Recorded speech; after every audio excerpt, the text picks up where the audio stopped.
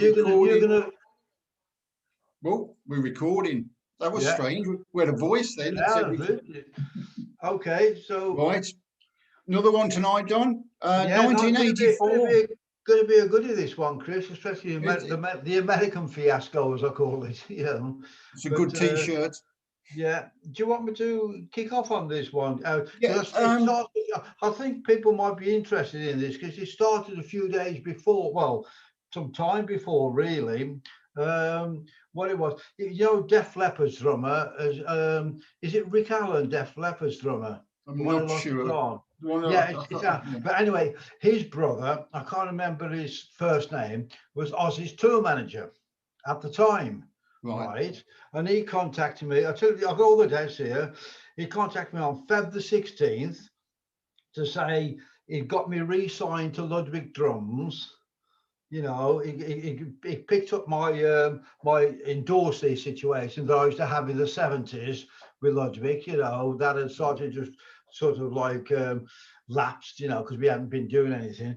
And he sort of and he was sorting out about getting me sorting my kit out for the tour, a Ludwig kit out for the tour, you know. And then that was on Feb the 16th, and on Feb the 20th, I got invited to Ludwig UK, or the distribution company, who called Vincent Bark International. They were like North London, just a bit out up a bit North London.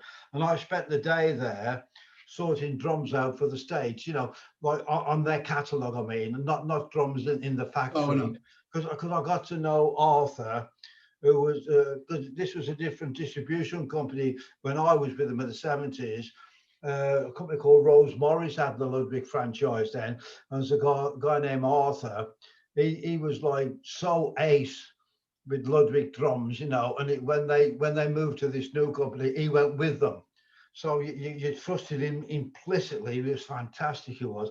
Anyway, he was there, and I spent the day on. This was on Feb the 20th.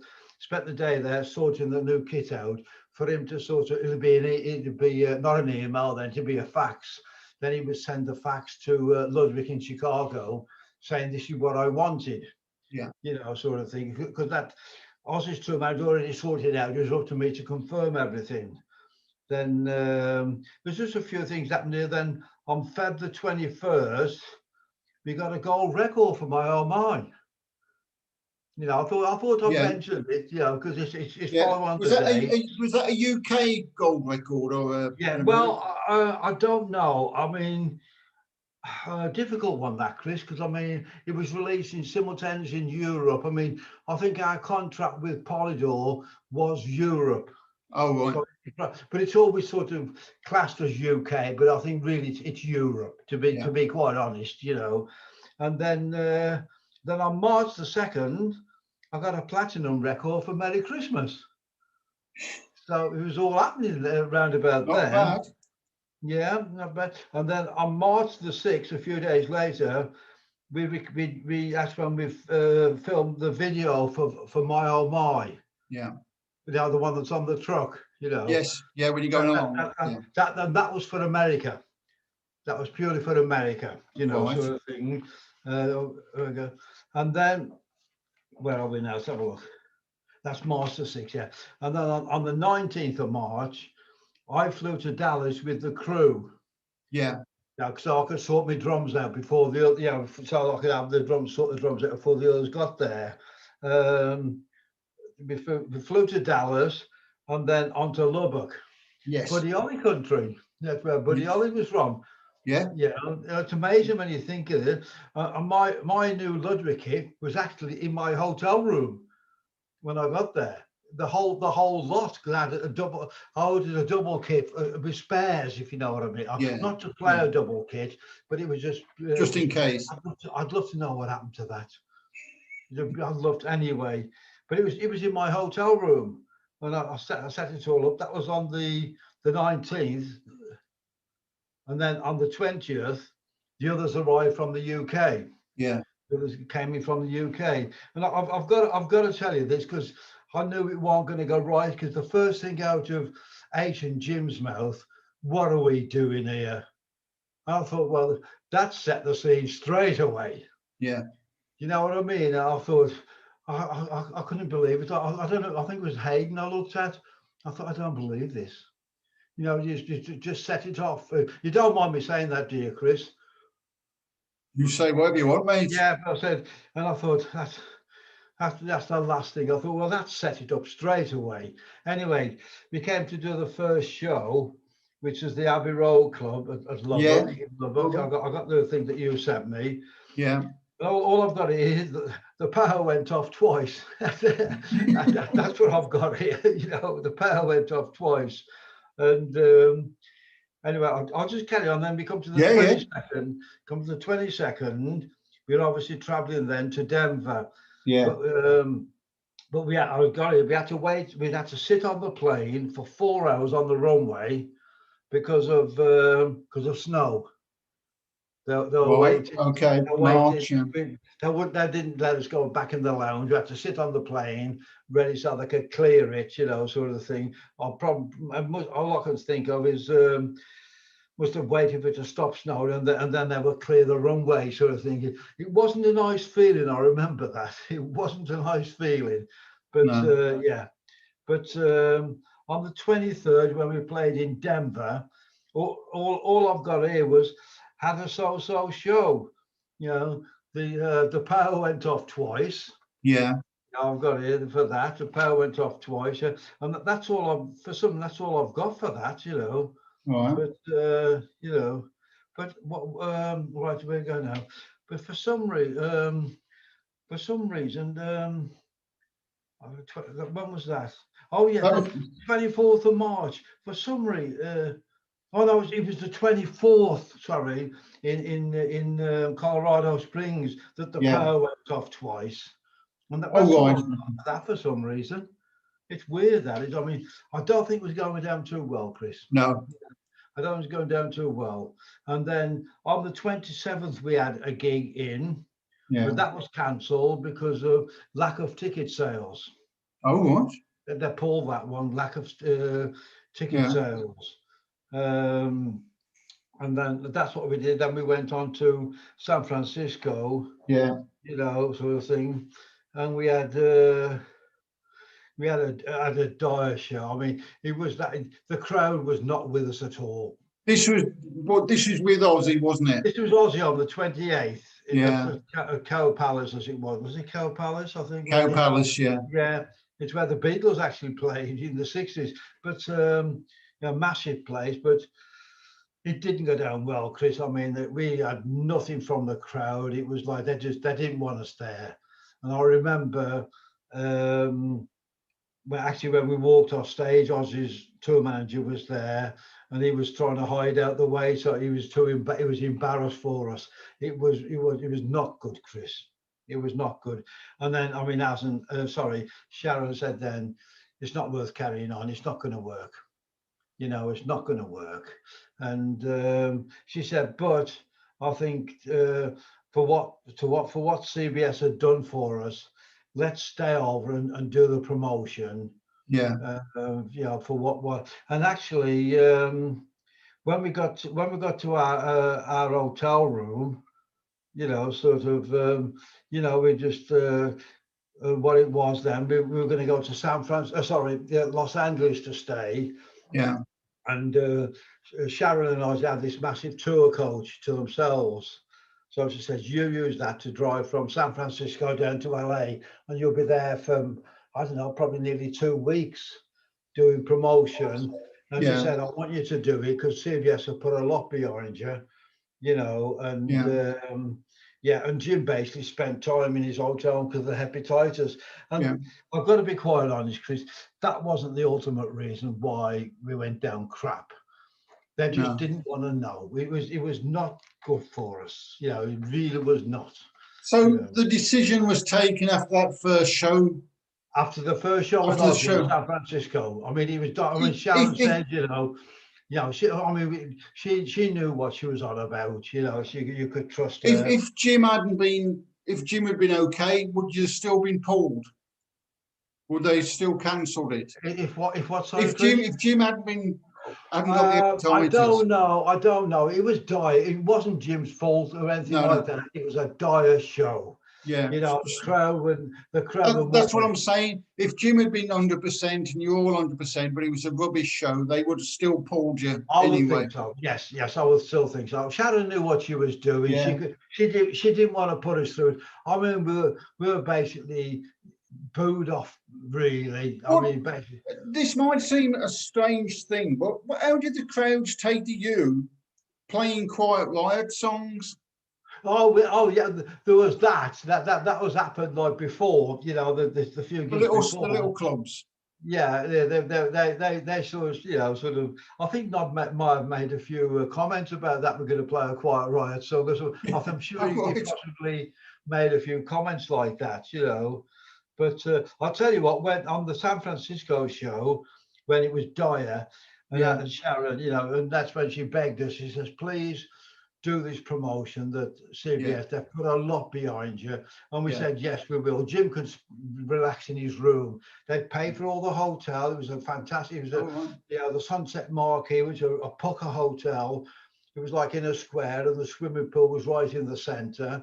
And the ground floor rooms are like suites, you know, so you got your own lounge, bedrooms, bathroom, kitchen, and all that. They put us in those, you know, sort of thing, and that's what we did. We're there for promotion, and I have to tell you what was funny. After we came off stage with the Aussie show, and it was Sharon was there, you know, it was agreed that we were going to come off. I mean, as Ozzy came back, he couldn't believe it that we were going to carry on with the tour, you know, and Sharon had to explain to him. It would have been crucified, Chris. Yeah, it's not worth it, is it? She just foresaw it, you know, and it was great. That is, you know, sort of. But the thing was, when we got back to our hotel room, CBS put all champagne and stuff in our rooms, yeah, as a sympathy type thing, you know. And typical us, you know what we were going to do? We were going to sell it back to the hotel, but we didn't want it, you know. Sort of, we were going to sell it back to the hotel. Well, sensible.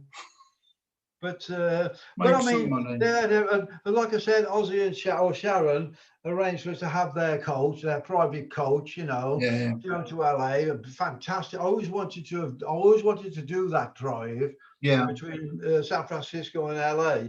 But on previous tours, I've always flown because of the schedules, and it's everything I thought it would be. You're across the cliff top nearly all the way, you know, so it's overlooking the ocean. You know, it's a fantastic drive, you know, sort of thing. But I remember I got a note. It was in my diary. There was a reporter we met there. All of a sudden, there was a big panic stations. His car had been set on fire outside the room. I've got it here, and he was trying to get fire extinguishers out of the hotel, off the hotel people to try and put his car out. I don't know whether that was our blame, you know, or what. No, I know. But that was in my diary. I thought, blimey, I do remember it now. It was like panicking. But so, how long did you stay over after the Aussie gig? How long did you stay over there? Couple of weeks. Yeah. Couple of weeks doing, because what it was, they were doing, they got a lot of promotion for us, radio stuff, interviews and all that, you know, really every day. Doing something, you know. So that's why they more or less begged us to stay, or Sharon did.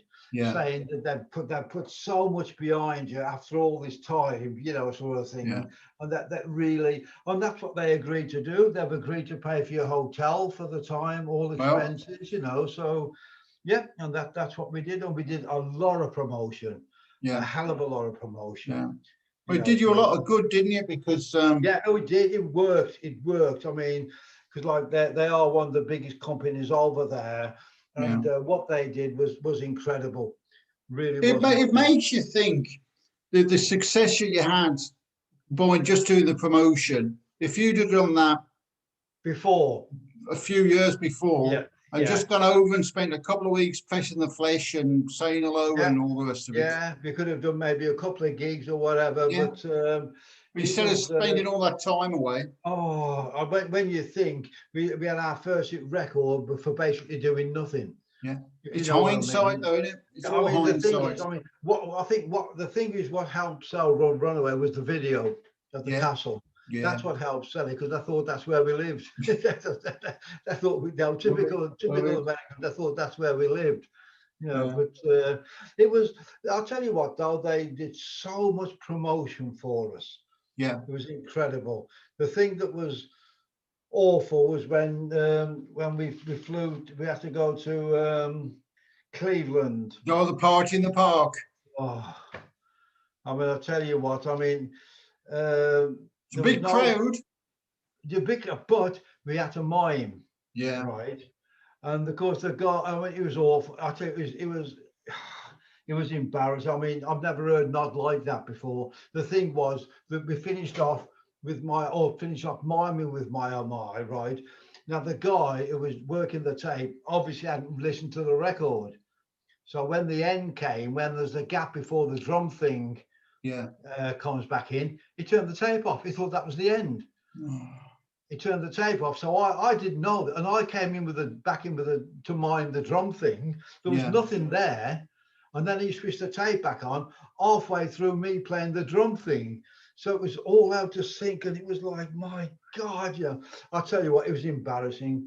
It was embarrassing, Chris. It was awful. Absolutely. How did it come about that you were going to mime? Because you did six numbers, didn't you? Yeah, because what it was, we didn't know what equipment we were going to get, and we didn't know we hadn't got a sound check situation, couldn't do anything like that. We thought, well, we ain't doing that. That's going to be even worse.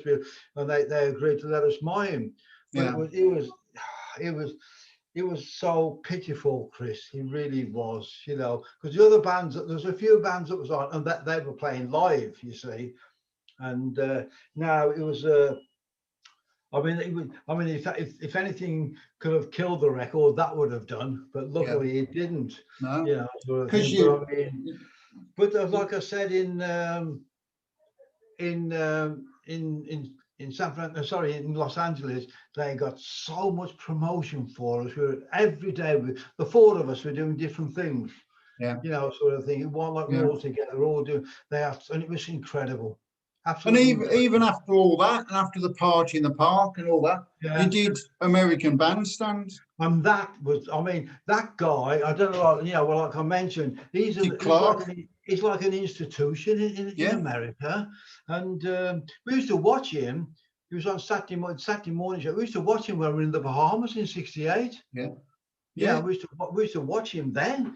And like I said on the email to you, his wife also worked in the studio, and his son also worked. I mean, he's like he was a bit more like our David Frost, if you know what I mean. I mean, he was just like an icon, really, and he was great. That that clip you sent me, how he sort of, how he talked to you, and he was great. He was so up for us, and it was just a great show to do, but it's a shame that we had that horrible thing in Cleveland. Two songs plus a little interview with each of you. He didn't speak to you, but he spoke to Dave, and he spoke to the others, and then because not introduced us as Donald, James, and David. I was like, I don't know why. It's weird. I don't know why he did that to Chris, but anyway. But I'll tell you what, that was one of the reasons, Chris, why they wanted us to stay over, was to do his show. Because in the bit he talks to, he says that you're coming back in August.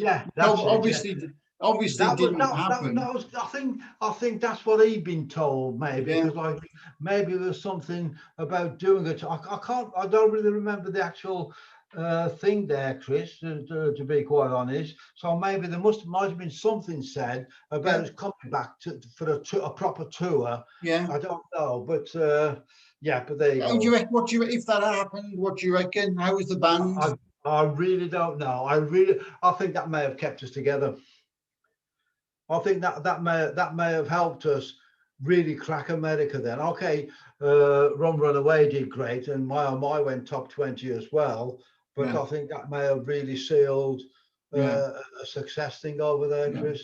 Well, you think they'd have known the Quiet Riot songs, they'd have known My Oh My and Runaway.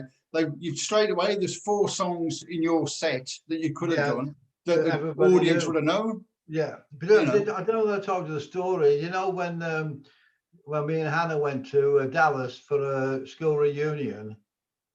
Did you know? Was it a couple of years Yeah, ago? Yeah, I think, yeah. yeah, and we were at the school, all the reunion, and Hannah's sister, the American sister, they went to school together. Yeah, while they were there, and some kid said, was asking what I did, and Hannah's American sister said, "You know that song, Come On, Feel the Noise." And the guy said, "Oh, you want a quiet riot?" And everybody just burst out laughing. You know? Brilliant, brilliant. There's it was a funny old year for you, wasn't it? 80. Yeah. I mean, I think what it was that American thing. yeah, You know, I mean, I've never known not so angry when we were after that thing in Cleveland, when we were in the car going back to the hotel. yeah. I've never heard not so angry. You know, saying Well, it was. this is never going to happen with it. I will not be around this kind of thing happen to this band again. He was really angry, Chris. We've been together 18 years. You've been together, haven't you, by then? I did then. What year was that? 84, 66 to 84, 84. right? Yeah. So you knew No, what you were doing. yeah, but I mean, it was. The thing is like I said, when we got there, and I was all ready, and when Dave and Jim walked in, and they both said, "What the bloody hell are we doing here?" I thought, "Oh no, I didn't want to hear that." I've got to be quite honest. I thought I didn't want to hear that. You know, sort of It thing. was, it was a weird, because you come off the previous year, the big tour in England, the last one, the Christmas one, which nobody knew that was going to be the final one. No, but that was the My Oh My thing, wasn't it? Was that My Oh My? Yeah, I think yeah, so. because that My Oh My was really high in the charts then, though, wasn't it? It was number 2. Yeah. You know, so. But then 84 came along, and you did the few bits in America, and then the mystery tour. I found the announcement. Which never happened, did it? No, it was announced in December 1984. I found some of the things for it, and it was cancelled 2 weeks later. I think maybe for gigs in March 85. Could have been on the back of the American thing. I don't know. Yeah. So, I mean, a lot of people all over the country had tickets and things for it. I didn't know that. Yeah, it was a big. Oh, see, so tickets were on sale. I bought my tickets. Oh, I had to get my money back. There's lots of people who did the same thing. Did you get your money back? Yeah. Oh, no, I just wondered, you know, but no, you send me 15 quid if you want to see. I bought 3 tickets. And did you get your money back for them? Yeah. Because you just cancelled it. From what I found, it was announced at the beginning of December 84 for March 85. Yeah. And two weeks later, all the things coming up, it's all been cancelled. So for 2 weeks, they'd been on sale. Oh, I don't know. I should have to look in my diary for that one, Chris. Send me an email to remind me, and I'll look in my diary around that time. I'll send you the adverts. I've got some adverts. So, I do remember now, because I mean, I don't want to sort of preempt any sort of knocking people, but I'll look in my diary, and next time we speak, send me an email, Chris, around the dates. Because at the time it made perfect sense. You were going to go doing a tour the next year, so it's great. Birmingham Odeon, I got my tickets for.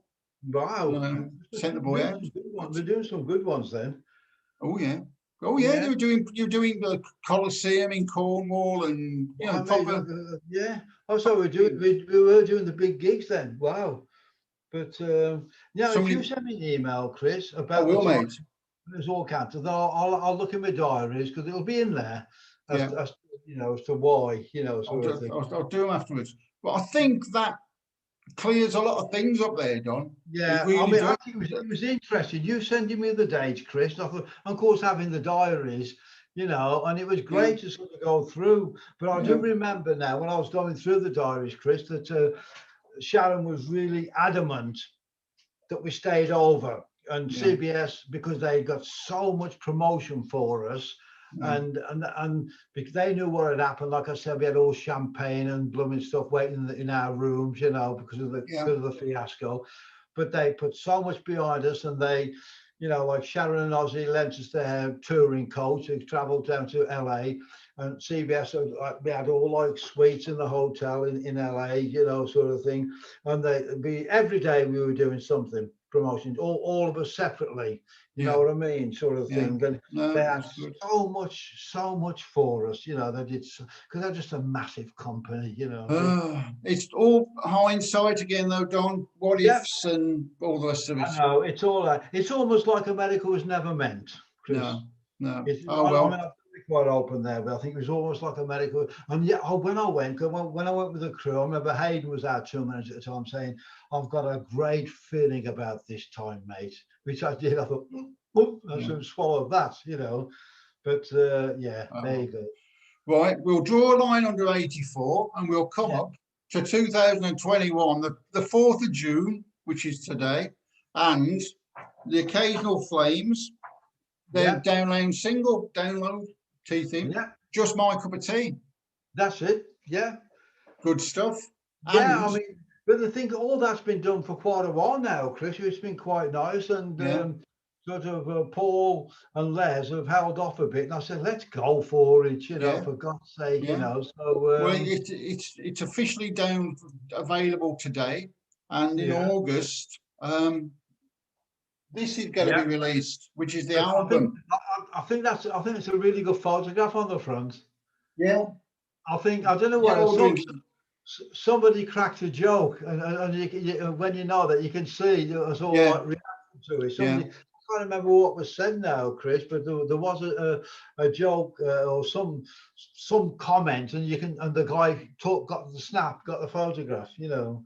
Well, if you want to go and look at it, it's all on the Occasional Flame. If you look up Don Powell's Occasional Flames on the internet, you can get it. Tells you how to get it.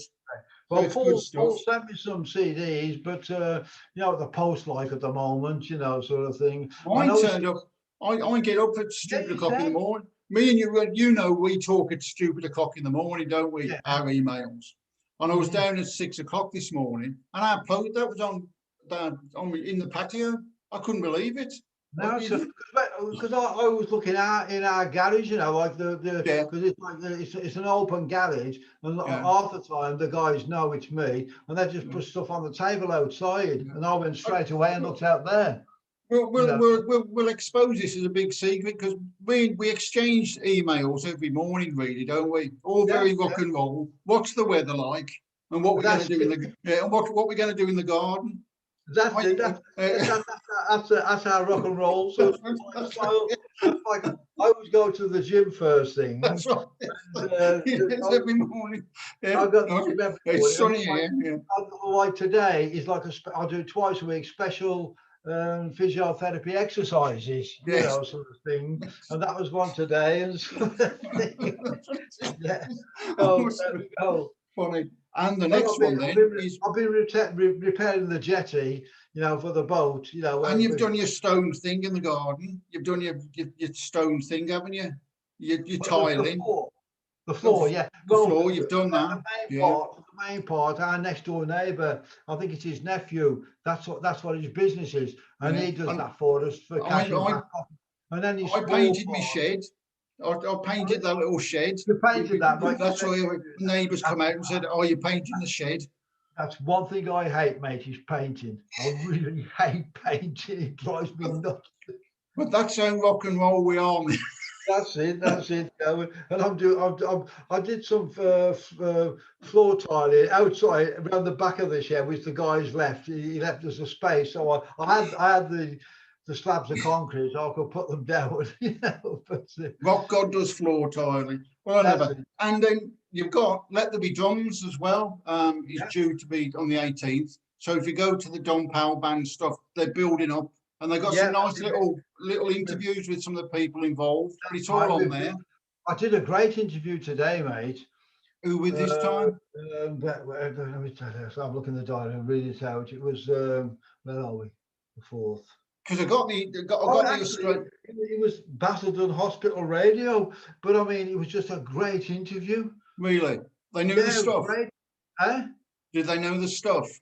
Yeah, I mean, the guy, because there was like a guy named Jeremy Suffolk, and then his his producer, but they were great because like it was going on really well. And the producer shouted, "We're running out of time. Can we do another one in about 5 minutes?" I said, "Yeah." And he just sent me another link, and we started all over again, you know. And it was really good, actually. Well, Really good. if you can get him to send the link, we'll put them up on the thingy, or the Yeah, Craig will probably put them up on. I'll get Sue to do it. Yeah. You know, I spoke to her in the week, and also the really weird one this week is Get Down and Get With It being on the Heritage chart. I mean, I've heard nothing about that, Chris. I mean, that totally out of the blue, come out the clouds, that one. Yeah. I mean, But it's there to be voted on. Have you spoke to anybody else? I spoke to Mike Reed about it, and I still don't really understand how it gets in the chart, or that they thought it had been re-released. Well, I was reading a thing saying that isn't there a panel of DJs that have to decide what goes on the playlist? It seems to be, but it has to get on how it gets onto the initial playlist. But don't they decide the DJs? I mean, possibly, but I'm the only one led to believe when I read it. I was always wanted to know how does it get on there, you know. The only thing we can think of is because of the promotion we did on the 50th anniversary last week on your page, and I also put the same on Jim's page. Okay. So perhaps that picked up on it and did it that way. Interest. Just great. I mean, it's all sort of profile stuff, isn't it? But of course it is. If you imagine though, if you can get that in the charts, you can get. You can Let There Be Drums in the chart and Just My Cup of Tea in the chart. You'll be the new Beatles. Yeah, I'll be dominating the whole of the charts. The new Phil Collins. But now I remember Chas telling us the one time, Chris, when he was doing Ready Steady Go with the Beatles, the Animals, right? And they're having the celebration for the Beatles, AMI. They had the numbers 1, 2, and 3 in the American charts. And halfway through, this guy from AMI came and he says, "Stop, this is all wrong." And they're going, what? We're having a big booze up. He says, "You've got the top 5 singles in America and 7 others in the American top 20. They had 12 records in the American top 20. That'll never happen again. Can you imagine that? The top 5 and 7 others. Well, you could do the top. You could do the top 3. Yeah, that would be good. Yeah, but I was doing Top of the Pops.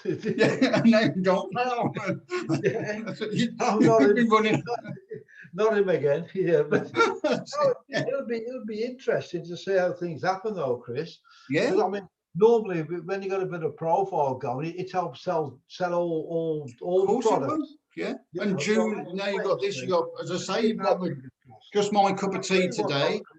It's been great when you sort of give me some dates and I can look in the diary. Yeah. And then I got things in there like a bit, like I said, that I forgot about it when that DJ's sort of his car caught on fire and he had to try and borrow some fire. It's all good stuff. I mean, I enjoy doing them. I must confess. I think these are great. They're great for me because it's nice for me to go back through my diaries as well. Yeah. We get through them somehow, which always amazes me. Great. Well, especially, I mean, I forgot all about that with the DJ and his car catching, not the DJ, the car catching on fire. But we were all saying, is that because of us, or is it? Like, is it sort of like a protest, the head on the pillow sort of thing? Yes. I don't know. Right. I think we've had a good one. I think we'll do a watch it under that. I think we covered all the topics. It's been fantastic again. Yeah, it's been great, mate. I'll talk to you. Like I said, Chris, all the time I can get in advance any subjects or dates. I can look them up. You see, it's great for me. It's great. We'll sort out. I'll say it now we're still recording. Also on the page. We'll sort out a question and answer thing because we haven't done one of those for a long time. That'd be good, Chris. Try and think of a topic, though. Try and think of... stay away from the normal, are you all going to reform? That's yeah, what. what you're wearing today. Yeah. But Yeah, we don't want, if we can have questions that don't say, are all four of you going to get back together for oh one yeah, gig? yeah. But now it'd be good if you can try and think of a topic. Maybe I'm, you know, offhand I can't think of it just off the top of my head. But maybe we can think of a topic. I don't Yeah. know, or And- just leave it open for questions. Well, yeah, Yeah. we'll see how it goes. But Yeah. I'll switch it off and I'll talk to you on the other side. Thank you very much, young man. Thank you. Nice one, Chris.